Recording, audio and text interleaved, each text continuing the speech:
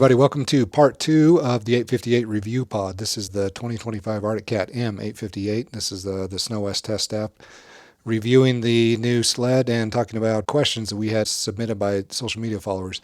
So this is part 2 of the 858 review. Before we jump to that, though, real quick, today's show is brought to you by Polaris. The wait is over. SnowCheck is here. It's your once-a-year chance to build and pre-order your dream mountain sled with exclusive factory customization and up to a 4-year warranty. Be the first to get your hands on new models like the Pro RMK and Chaos RMK, now up to 7 pounds lighter with SnowCheck exclusive colors, customizations, and technology. Or check out RMK SP. That's easier to ride and even easier to own. Stop dreaming and start building. SnowCheck ends March 27th. Talk to your local Polaris dealer or start your build at Polaris.com. Also sponsoring the show is 320 Guest Ranch, located in Big Sky, Montana, only 5 minutes away from Buck Ridge and Carrot Basin. 320 Guest Ranch offers lodging and accommodations for your next snowmobiling trip. Single cabins, large full cabins, kitchens available. 320 Guest Ranch is a great place to call home for your next adventure. Check it out at 320ranch.com. All right, now on to the show. All right. Okay, Justin, you've got the sheet. We're back here. We're going to do question and answer. Again, we posted on Facebook and Instagram. We're going to do our SnoWest review pod on the 858. Send in your questions. So we went through and compiled all the questions from social media fans or followers and users. Fans. We don't have any fans. Social media followers. And kind of weeded out, and pick the best ones here. So Justin, why don't you start hitting us with those? All right. First one, is the Catalyst easier to put on edge versus a Polaris or Skidoo? You got to throw it to somebody. Oh, Brock. Is the Catalyst easier to put on edge than a Polaris or Skidoo? How would you rank them? I would say it's easier. I mean, with that Catalyst chassis, it just rolls over so easy, and it also depends on the snow conditions as well. But I would say that chassis gets on edge easy. Do you ride that chassis with both feet straddling the seat more than you do the other sleds? Or do you jump around on it? Are you wrong foot forward on a Catalyst ever? Not as much as I used to be. So it's easier to just stay over center and get that thing on its side. For me, okay. I think it's more comparable to the Summit X with the T-Motion. Yeah, those two feel pretty similar. How easy they roll into the hill. Mm-hmm. They're both definitely easier than a Polaris to tip on edge. Okay. Bruce, how is the traction compared to other brands? Cat's always, I felt like, been one of the top track builders in the industry. And that track that's on it now really hooks up. It's a good track. I think once you get on the side, you got the Alpha Rail, so you got a little flex on the edge, so it holds the line pretty good. The Alpha Rail does tend to wash out a little bit more than the other, manufacturers, the twin rail. But as far as the track goes, I think it's one of the top tracks in the industry personally. I really love the Polaris 3.25 also, but as far as the track goes, I think they've done well on that. Nice. Rhett, can you speak to the build quality, fit, and finish relative to Dew and Polaris? Relative to them, I think fit and finish is great on the Catalyst. I think it's really well put together. The new display is beautiful on that thing. It's one of the best looking displays out of all of them. Super clear. Yeah, I mean it's bright. The colors are bright. It's nice to look at. Fit and finish of the sled is good. I think it's overall is better than older Cats by far, as far as being put together, assembled. And I think in that category we can talk about the steering a little more too. Like the new steering system on the Catalyst is way better than what was on the Ascender, right? For sure.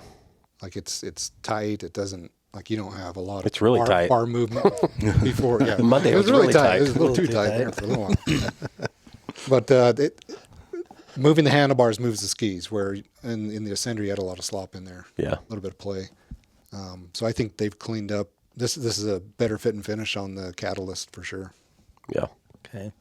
You did mention the display. There was a couple of questions about the display. They wondered if it connects with other Garmin's for tracking. And Yeah, and kind of maybe the positioning and of it on the sled. There's a couple of guys that mentioned that it's a little bit deep in that where it's set in the display. Is that? Yeah, so I asked JT, who JT Scholl, JD or JT? JD. JD Scholl, who is the Arctic Cat guy that came up with, worked with Garmin and came up with the G8, and it will communicate with other Garmin products, but it will not show your buddies that are on Trail Tech or Polaris systems. Right. So, yeah, you don't have to have the G8 to see people, but you do have to be on Garmin stuff. Okay. So each sled will show if you're on two cats, you can see your buddy. Yeah. Or if you have a Garmin. But the okay. Garmin and Yeah, Trail Tech don't talk to each other. Gotcha. I think you mentioned work with like the inReach, things like that. Oh yeah. You could turn it on. Didn't that say that and that? Yeah, I was going to pull up what he said there. As far as the two deep goes, I can't remember if I was talking to one of you guys. I feel like it's good, but then there is that pocket down there that snow would sit in. So yeah, on that line, I feel like they could tip it a little bit like the Skidoo. They had a couple different setups on the sleds that we had there. There's one that was sitting almost completely Yeah, so that's a flush. prototype one that Yeah. isn't released yet, but yeah, I think we can say that there's a better solution coming Okay. Yeah. that gets it out of the pocket. One of them mentioned it as an accessory as far as changing the angle of the display. But it can almost be straight up, like flat, so snow doesn't rest on there. You just wipe it off easy. Kind of like the Yeah. Skidoo. I think they're fixing that problem. So, and I think that's going to be an accessory, like you said, available by the time the sleds are for sale Yeah. this fall. We kind of touched on this on the first part of the podcast, but how is the throttle response compared to the other 850s or compared to the 9R? Yeah, we talked about that. We You talked want about me to that. jump on that one? No, we don't have to. We hit that one. I don't know Yeah, if you're splitting it up if you want to talk We about hit that. that Yeah, we did talk on that one a lot. I'll just say though, yeah, throttle response, bottom end throttle response does not compare to the 9R. It's closer to a Polaris 850 and maybe a Skidoo 850 NA, but the bottom end throttle response on the 858 is not as quick. It's not a quick revving. It's not really as responsive as the other 850 NAs. 858 is more of a mid-range torque and top-end pulling engine. Right. Okay. Let's see. I'm trying to find something that we haven't really talked about. How does it handle in steep technical terrain, Bruce? We didn't have it in real. I mean, there were some canyons that was kind of steep, not real long. I think that chassis handles the steep terrain better. Like I say, you got to be in the throttle a little more because of the bottom end. It is easy to roll over with the Alpha Rail. So as far as handling in there, I feel like each manufacturer, you got to be in a little different position to ride it. Skidoo, I feel like you got to be closer to the bars and stuff, where Polaris and Skidoo, you can kind of stand back. So as far as technical riding, I think once you're on it for a few hours and adjust to it, it's a pretty good chassis to roll through the trees and shoot some gaps and, drop in some drainages. So Yeah. pretty rideable. There was a few questions kind of going along with that. I mean, there's some people asking about the AC5S shocks compared to the Fox exit Ohlins, and then there was a couple kind of wondering how the 3 shock packages compare. And I mean, did you feel any differences in the shock packages with the handling or riding down the trail or anything like that? I don't know. I think we need more time on that to really get that locked in, but I do feel like the suspension was pretty stiff on some of them. I can't remember who said there, even the setting number 1 on the 5 setting shock needs to be the number 3 level. So On they the got 2 AC5S? softer Yeah, settings. I would say I would agree with that from what we rode, which just is what it is. What we rode, the AC5S, I was not impressed with. Yeah. Like it was a very stiff, not a compliant ride. Yeah. But if you're looking for more of the hardcore, they don't offer hardcore anymore. But if you're looking for more of the hardcore setup, it's probably that. It's a premium piggyback shock. But I think right now that the valving was off. It was way too stiff, especially when you're on a Moguley trail. It just it didn't really absorb a whole lot. Well, and I think even when you're crossing tracks on a side hill, it didn't absorb them either. Kind of wanted to buck you. Yeah, it just had a pretty stiff ride overall. Yeah. Huh. Here's one that we didn't really touch on the last one. Why couldn't you hit a price point below Polaris and Skidoo? You're still making cat guys lean to proven chassis over this new platform. Is I can get a sled from either competitor for less with more options. So I was thinking about, and any of you can speak on that, I guess. We didn't really talk about price before. I guess maybe they're comparing it to an 850 for price. Yeah, I've always had the philosophy that, man, when these NAs get near turbo price, everybody's like, a couple grand more, why not get a turbo? And that's where I think the M8 858 is at. Yeah. You know, I've got a Mountain Cat spec'd out here. This is what I would buy if I were doing a cat. I would get an M858 Mountain Cat Alpha 1 with ATAC. This is the blue sled. I'd get a 154 3-inch, not electric start, and I wouldn't get in. I would just run with the standard running boards and everything. This thing is $19,000, you know, and a 9R is 21.5, 22 grand, and a turbo is around 22 grand. Like, yeah, that's a lot of money. Yeah. And I agree with what that guy is saying in his question. Like, new chassis, new engine, 1-year warranty, 2-year warranty if you spring over. Yeah. Versus stuff that's been out there and been proven. Like, I don't know. That'd be tough. That's a tough thing to kind of balance. I think that's a risk you take with any New Year model, no matter what manufacturer it is. I think you're paying for the new newness. thing. Right. And If you're an people pay early for that. adopter, you take that risk because you want the latest and greatest. Yeah, and people buy that. People love to have the new thing and be the first one on the snow with it. Yeah. I mean, it's kind of funny. I guess if you compare it with the 9R, it's kind of where we've always said we wanted it, where we wanted the 9R to be, but then we also said you can't compare the two. So I guess if you're starting to compare with an NA 850 and a Skidoo or an NA 850, if you loaded it with similar options, I think you're still going to be less, aren't you, for the Polaris? Because that Polaris, Yeah, especially if 850. it's last year's holdover. But Right. no, I think we can definitely compare. You know, there's a way of saying we shouldn't compare. You shouldn't compare the 858 to the 9R because it's a different approach to engine building. But people do compare it. So the reality is, yeah, we can compare it. Right. You know, and so if you're looking at an 858, the biggest question I'm getting probably, people texting me or asking or whatever, is, should I get a 9R or should I get an 858? Right? So people really are making that comparison. Right. Okay. And Which I guess if you're, I don't know, I'm trying to think in my head, if you're trying to compare, this is Arctic Cat's top, and it's not a turboed sled. So maybe that's why they keep making the comparison to Polaris. that's a great point. Top NA 9R, because that would be their top naturally aspirated sled.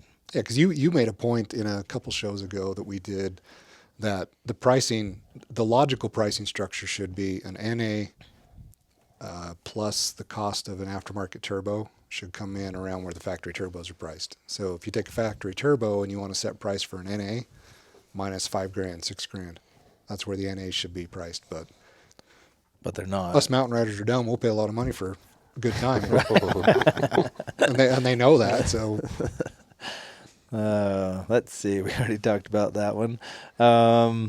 Will Arctic Cat have a factory turbo in the future? Anyone got? Should we blow it up? Yes. No, just kidding. Believe the hype. I would say, and we don't know anything. Like, this is Yeah, not official. don't We have don't know any idea. anything. But I'm sure they're working on something. But the 850s came out in 2019, right?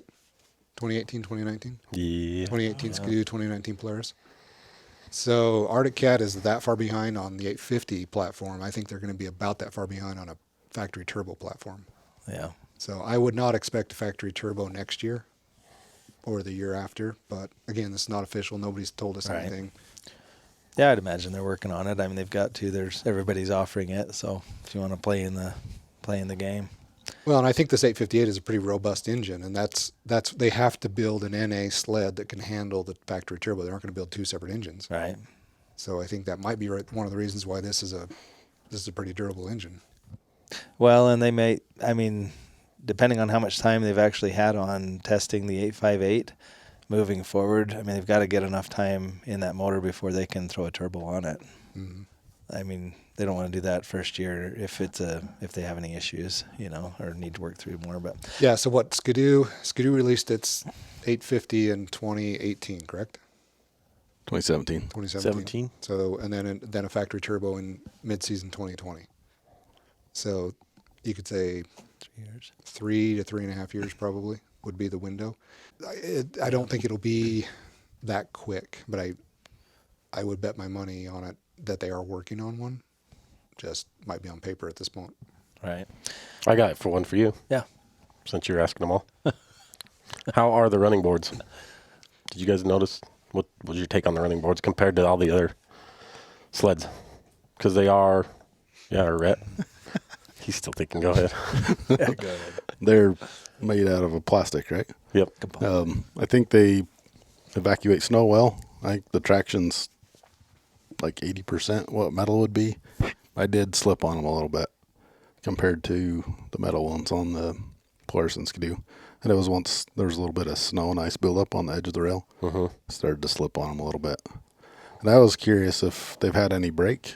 And you see Robbie Steinman's. Yeah, I was going to mention that. Robbie Steinman today posted replacing a broken plastic running Only board. took him 5 minutes though to replace it. He said. I mean, A Robbie 5 minutes is a 15-minute for anybody else. But yeah, And you said they're about $50 a side. $47 a side. So Yeah. I mean, it's cool you can replace it that easy and Yeah. have it fixed, but it showed a picture of the before and it looked like 2 spots were broken out. So they do break, I guess. Yeah. But Robbie rides hard. Yeah. Actually, fast. I screen recorded his stories. I was going to post that later. So, Oh. so watch for that. Yeah. Thoughts on that? Same? pretty much the same. Yeah. Yeah. That's how I felt too. Okay. I don't know where this one came from. Will the tune and clutching calibration on the sleds you tested be different from production? I don't know if that's from somebody that maybe rode one. Maybe, or it might be somebody just throwing in there, making sure. And we talked about it in the first half. But Oh. this, where we've separated this, we can talk about it again. Yep. But, every manufacturer, like Rhett, you were talking about, every manufacturer, their new stuff is all a new spec. Even though it's the same engine and everything, they're always working on a new calibration. So when you come out with a brand new engine and a new clutch and everything, that's even more of a whiteboard. So undoubtedly this will change by the time production rolls around, but we can't review that. We can talk about it when we have a production sled in hand. Right. But yeah, it'll change. It'll get better. Okay. Here's one that I know we've discussed before, but does it vibrate much? Yes. You ever seen that sticker that says Dodge makes it, Cummins shakes it? This one, we could make this one. It says Arctic Cat makes it, 858 shakes it. At low RPMs, it vibrates. Yeah. Yeah, I think we all noticed a little vibration on the lower end. So Did you get used to it, or was it annoying? I didn't notice I get riding. used to it. It doesn't bother me. It really doesn't. So you're just true blue Arctic Cat. No big deal, man. What it vibrates. You get used to it. Yeah. See, It's the same with Bruce. all that Like, horsepower it's coming through the handlebars. Yeah. Just grab a little more throttle. I mean, if it's vibrating, what down are low, you doing on bottom end grab, anyway, right? yeah, grab a little throttle. Yeah. It doesn't bother me. I don't like vibrations because when vibrations happen, things are not in place for very long. So I did feel it, and I didn't like it, I guess. But Did you? But I'm feel it? used to it though. It's like it's just a cat. It just yeah, like Rhett to a says, point. I'm used to it. To a point. Did you notice it riding? I didn't only notice it when I go to take off or come to a stop when Yes. the motor would idle down. Come to a stop was the Like, biggest thing. Start to shake. Yeah. And sometimes it was worse. The next time might not have been as bad. So So maybe that still has to do with calibration and Where do other you things. feel it? Oh. Do you feel it in your feet or in your hands more? both. You can just feel it standing there, like it's vibrating. So at a low Do end. you see it on the G8 display? Yeah. just from your eyeballs shaking. Let's see. Why no twin rail? Because they don't make one. Oh boy. Here we go. Jeez, you two Arctic Cat guys down there. Why don't they make one, Bruce? Because the Alpha's so freaking amazing. I mean, no, I'm just kidding. I don't know. I think they ought to make one. I really do. Hey, after that poll you did, earlier on when we were talking about the cat, they should be making one. They should be making one, if for no other reason than to just have a stepping stone for the people that are scared of the Alpha. For sure. Like, there are people that literally will not buy a cat because it has a single Alpha. rail beam rear suspension. They're just like, I don't know. I don't want to buy that. And But they want the rest of the sled. Yeah, I think it'd be fun to get one and throw a twin rail on. And I mean, Robbie Steinman's got one, it's got a little different suspension than what Cat makes, but I know he's spent some time dialing it in. I haven't talked to him lately, but he took his Alpha off. I don't even think he rode the sled with the Alpha on and threw a twin rail in. But he's got years on an Alpha. So Yes. he knows what he's dealing with. Yeah. Right. Yeah. And I'm not saying that the Alpha is bad. No. I think it's phenomenal. In the element that it was designed for, it is phenomenal. And what's that? The deep snow? Loose, deep snow. Yeah. Like, that thing hooks up exceptionally well because the track can conform to the snow. It don't carry any Shed snow. snow. Yeah, Shed it's- snow. It allows the chassis to roll real easy. Yeah. But the downside is it rides like a motorcycle with a flat tire on hardpack, For sure. and it kind of wanders all over the place. It's better on the Catalyst than it was on the Ascender. Mm-hmm. It's a more balanced chassis. I think I don't know if it's the Alpha rail or just the overall geometry of the sled, but it still puts a lot of pressure on the front end. There's a little nose bias, even though this is a way lighter snowmobile. There's still a little front end weight bias. But geez, if a twin rail would just sell. I think a twin rail would help sales. So Yeah, there was another let the question. consumer decide. It says, when will twin rail come? Not all mountain sled users are using these machines just for mountains. So I think we've seen it. I think your poll showed there is a segment that wants twin rail. So Just give an option like Skidoo does with their T-Motion. And then, the expert models and freeride models have a different rear suspension. I think if Cat did a twin rail M, that would lead more people into the Alpha, because then they would buy a twin rail to get into the Catalyst platform, start riding mountains, and then be like, this thing's awesome. You tell me an Alpha's better? Okay, next year I'm getting an Alpha. Yeah. It's a stepping stone. I'm surprised they don't offer it on a 600 Catalyst. Like, a lot of consumers that are going to be buying that 600, it's not all your extreme riders. I know a couple in Rexburg that bought one, and he bought it for his wife to ride. She loves it, but I could see her enjoying it more if it was a twin rail. That's huge. That's a good point. sweet. Here's one. Why doesn't it have 1,000cc two-stroke or turbo or twin rails? So we're gonna go back to the 1M. Let's get that guy on our podcast, should we? Ask him that question. We've been there, done that with big bore twins, but there's kind of a rule of thumb, and I don't know it exactly, but if you go over square, bore and stroke, twins don't like being over square. I don't know what that means. That's just things I pick up over the years, but the 850 range is about the optimal displacement size for a 2cc two-stroke, two-cylinder two-stroke, not 2cc, two-cylinder two-stroke. So yeah, we've had 1,000cc twins before, but you want to talk about vibration? Yeah.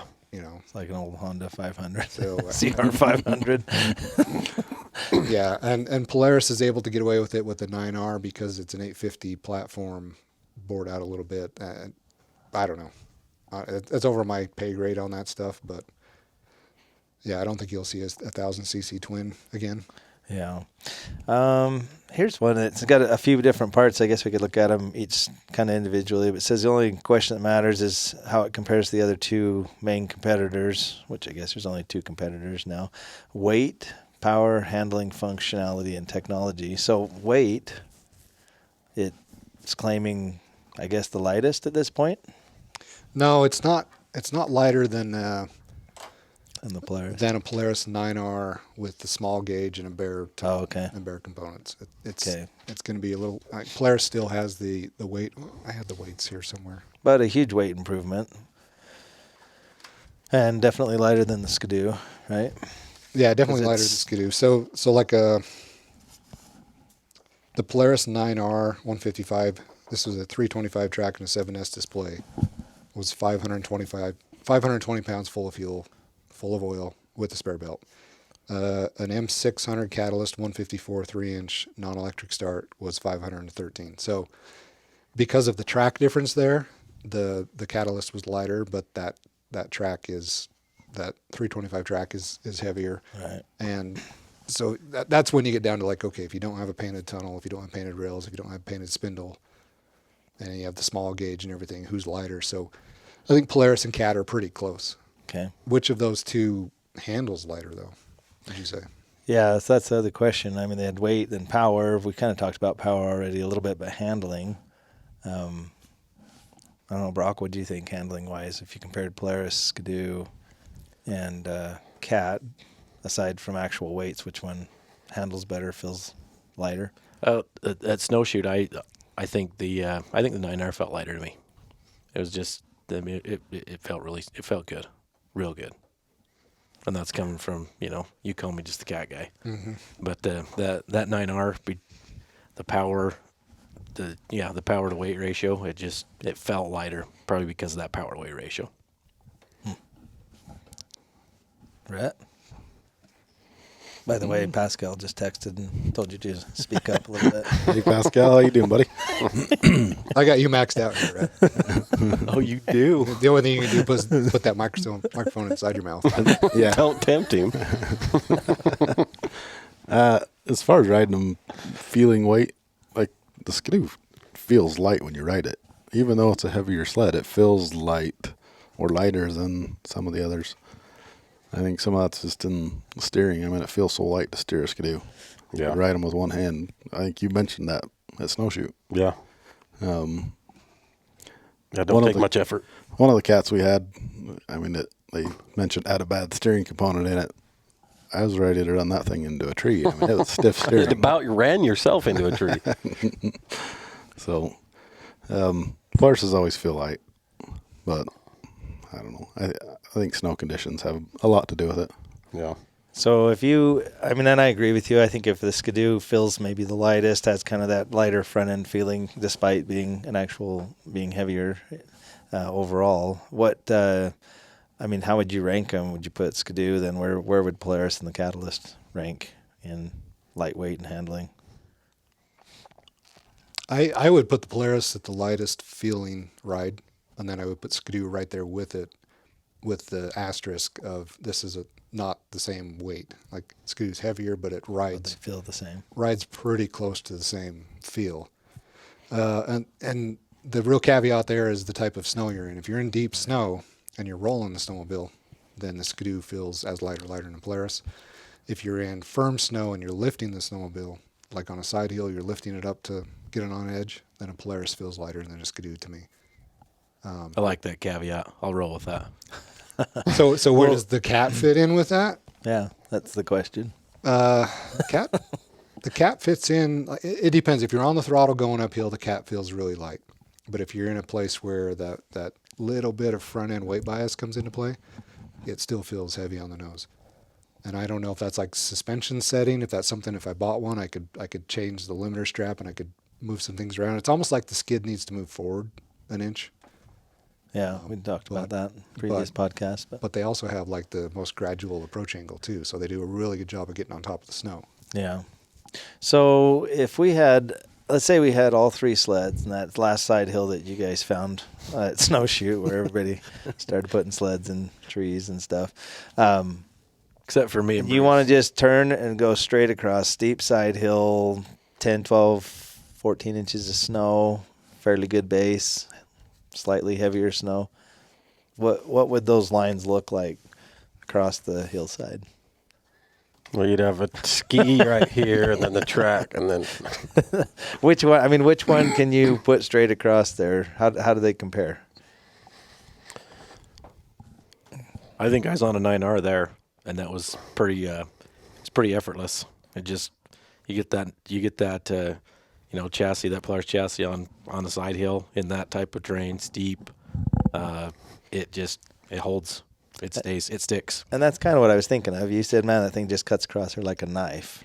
Yeah. So do you get that same feeling in the other two manufacturers, Skidoo or Arctic Cat? Or I think the steeper the slope, the more the Polaris shines as far as side hill and like that.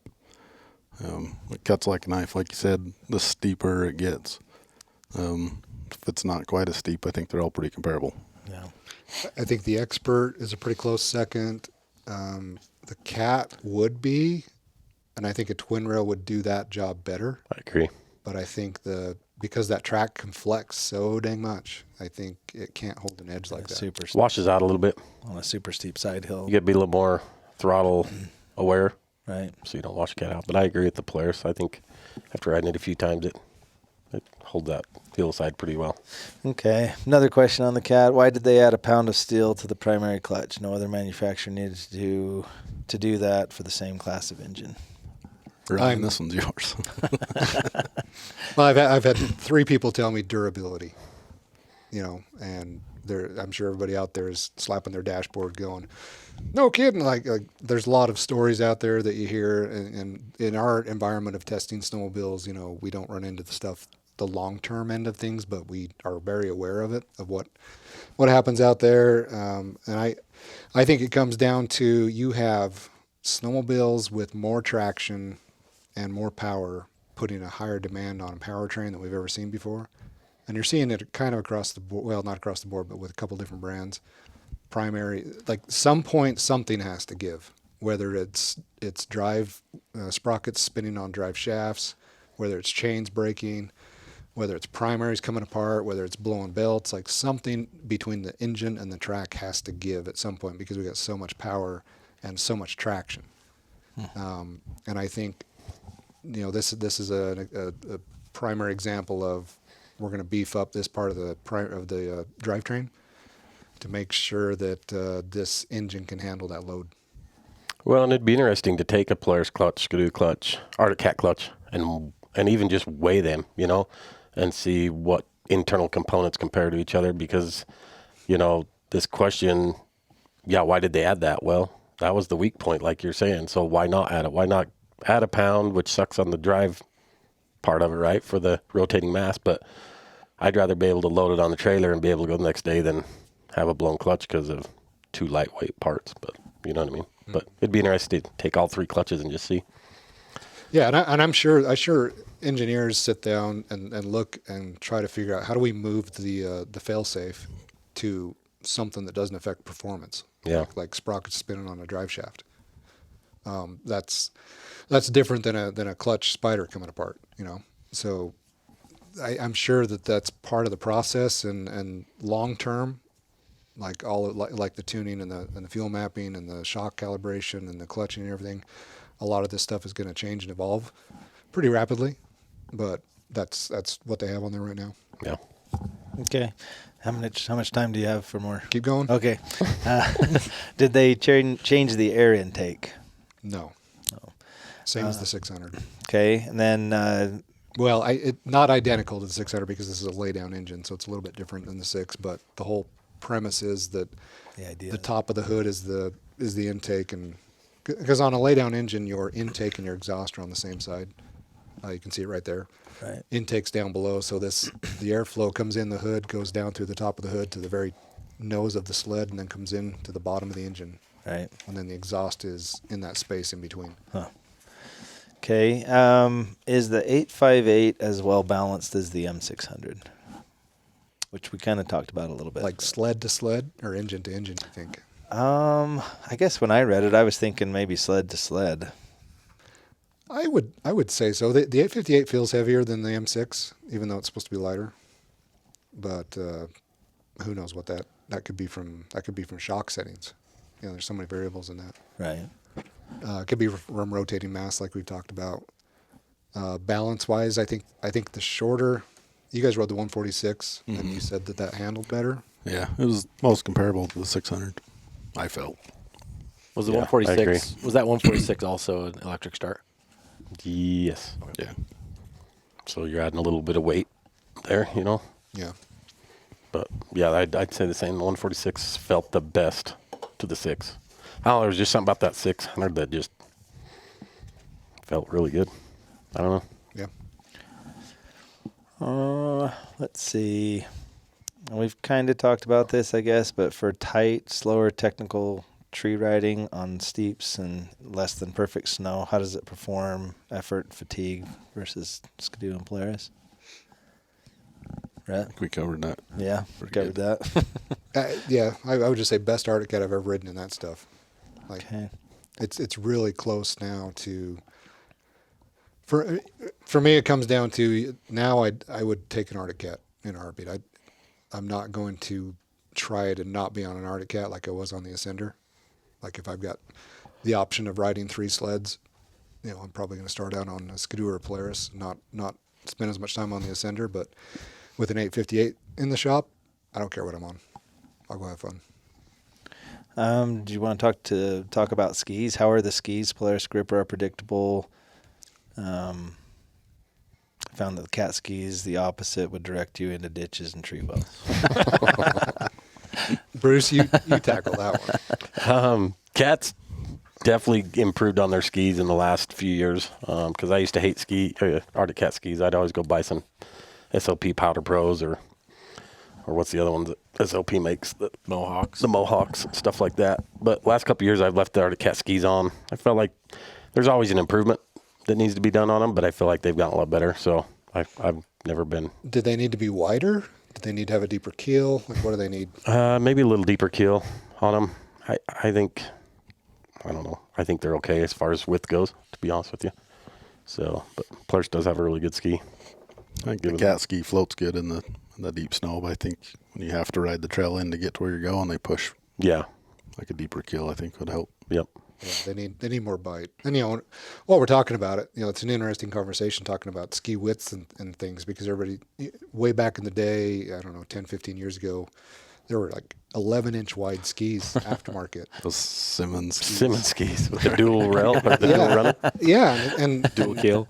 and they're that doesn't work. Like if you ride a Lynx, part of the problem with the Lynx in the U.S. and North America is their ski is too wide.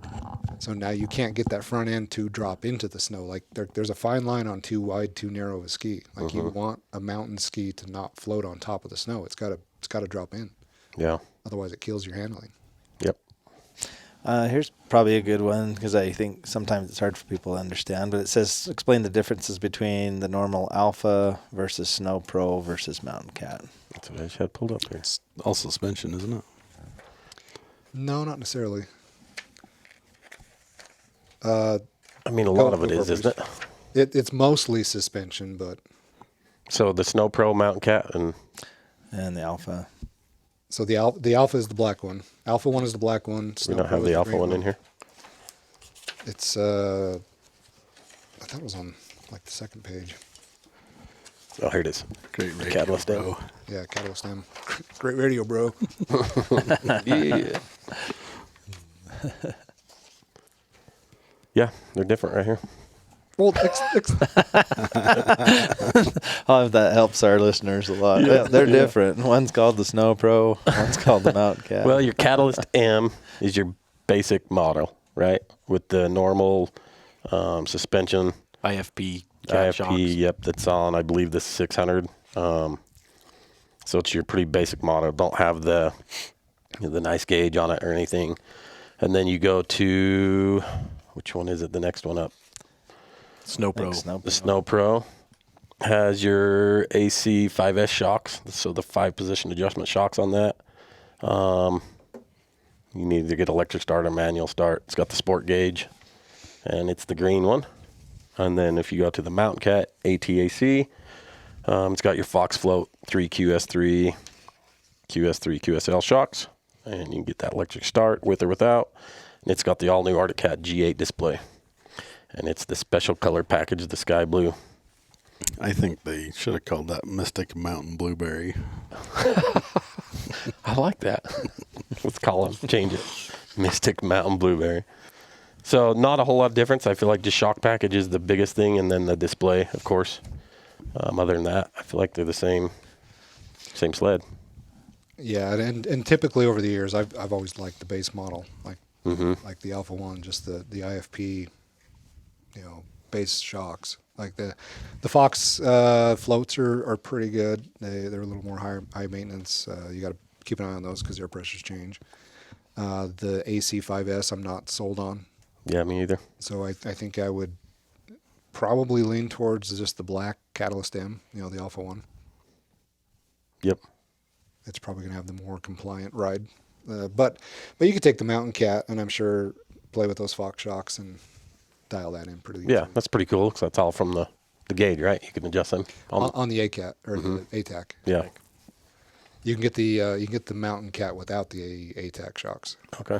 They're just Fox floats, QS3s, and a QSL. So looking at track lengths and stuff, we've got the 146, 154, 165. They said the 154 Ascender reacted too quickly. The 165 seemed to handle better in the old chassis. What shock lengths or what track lengths would you prefer? Did you like better? I know everybody spent maybe a little bit of time on those, maybe not as much as we wanted to, but Not as much as we wanted to. I mean, I would probably do a 54 or a 146. But I didn't get as much time on a 65 as I was hoping for because that was the one that had the steering was over tightened. right. So I had some issues. It's hard to gauge how it handles with that. So Yeah, so I can't really answer that one honestly, but I did like the 54, but I didn't get What as much time on the 46. You two did. you did ride the one. Yeah, you two rode the 146. What track length did you like best? Probably a wash. I'd take either one, 146 or 154. They were both fun to ride, capable for what snow conditions we were riding. 146 felt like it handled the best. Which track though? The 2.6 or the? 'Cause you can only get the 2.6 on the 46, but you can get the 2.6 or the 3.0 on the 54. Yeah, and I think 54 the 3-inch that day, didn't it? It was a 3-inch. I think the 46 was a 2.6. Yeah. I think for most of the time of riding, I think I'd prefer the 3-inch track. And the 154, Probably. maybe. The first day we rode, we had the 54 with the 2.6, and then the second day we rode, we had the 54 with a 3-inch. So we did have both of them. But do you think you'd spend more time on the 3-inch? I like the 3-inch track better. Yeah, and I like the 154. It's just a more all-around deep days. It's maybe not quite enough, but enough. And then on the hard pack, it's good enough. Does that make sense? It's kind of the more middle of the pack track, I feel like. Is there a day that you wish you had the 165? Or circumstance? I mean, last year we had pretty optimal snow conditions. This year, pretty less than optimal for most rides and stuff. But is there on those deep days, or are you still okay with 154? I'm okay with the 154. I mean, the 164 definitely would probably, like yesterday, the snow we were in, would probably be better than 154. More of a footprint on there. But I would hate to go the next day on hard snow on a 165. Does that make sense? Right. So, I think the guys in Canada that are typically in deeper snow most of the time, those guys still are on longer tracks. yeah. And that's probably where the 65 is better suited. Or somebody that doesn't want to jump around on their sled as much. Like this guy, I think he mentioned he was older. Yeah. Doesn't jump around and react as fast as he used to, so a 65 might help there. Brock? I'm going 54. 54. Yeah. That's good. Brock's got the short answer today. All right. Maybe last question, unless Ryan's got some more. But if the SnoWest team were to change anything about the M858 catalyst, what would you recommend? Rhett, you first.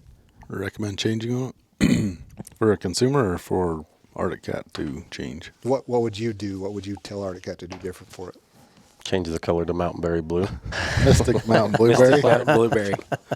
Definitely liven up the bottom end. Make the power more rideable on the bottom end for tree riding. I think they're on to something great. I think it depends on the rider, where you're going to be riding it, but I'd liven up the bottom end and then kill the electric start, keep the weight off of it. Most people, first thing they do, they take the exhaust can off and put a lighter weight one on. I think adding all that weight back in with electric starts just, I think lighter is better. So. Oh, what if you got electric start though, and then put a lightweight can on, as long as it didn't take power away? Because most of those take power away. I think I'd leave the electric start off of it. And do the lightweight can? Yep. Go lighter. The lighter. Bruce, what would you recommend? I'm with Rhett. Bottom end power for the type of riding we do is definitely a must. That's got to be looked at and fixed, I feel like, or improved. Because, yeah, that's just the type of riding. And honestly, without electric start, there's got to be some type of a decompression for the pull start somehow. Getting older. I wish I had that button right here, Dave. Because I would give it to you right now, Mr. Arctic Cat. I'm getting older. More Brock, lazier. Brock, anything you would change or recommend? Or I'm right with you. The type of riding we do, we like it nice and crisp on the bottom. So, Ryan? I would do a twin rail along with the Alpha, but I would have a twin rail. I would have a twin rail mountain skid out this fall.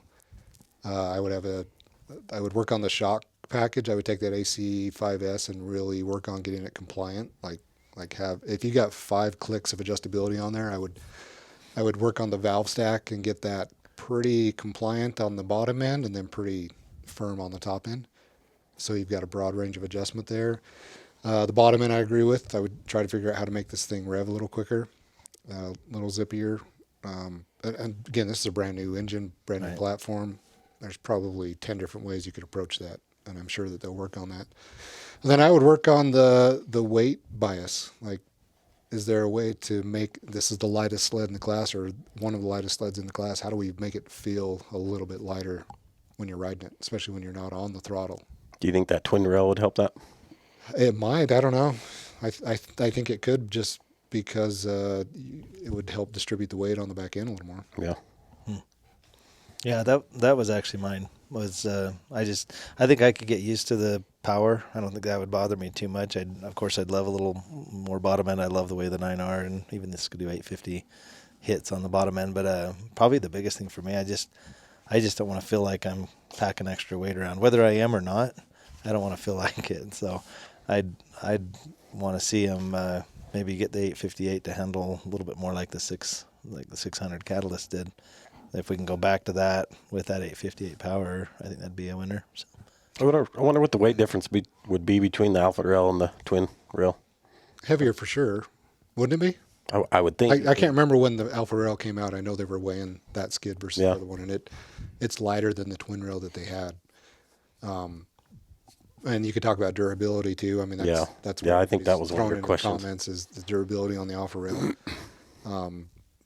So there's a trade-off there. Would you take a 10-pound heavier skid for one that was quite a bit more durable? I don't know. I don't know what the trade-off is. Yeah. But I would just like to try it. A couple other things I would do on design. I would try to relocate the pull start rope down by your knee so that you've got another foot of length of rope. Leverage. Yeah. That was the word I was looking for earlier. leverage. There you go. I like how, like, when Polaris came out with the 9R, they put that Cobra pull cord on it, which doesn't stretch. So you get rid of a nylon pull cord, and now you get a little more engine rotation out of an arm length of pull.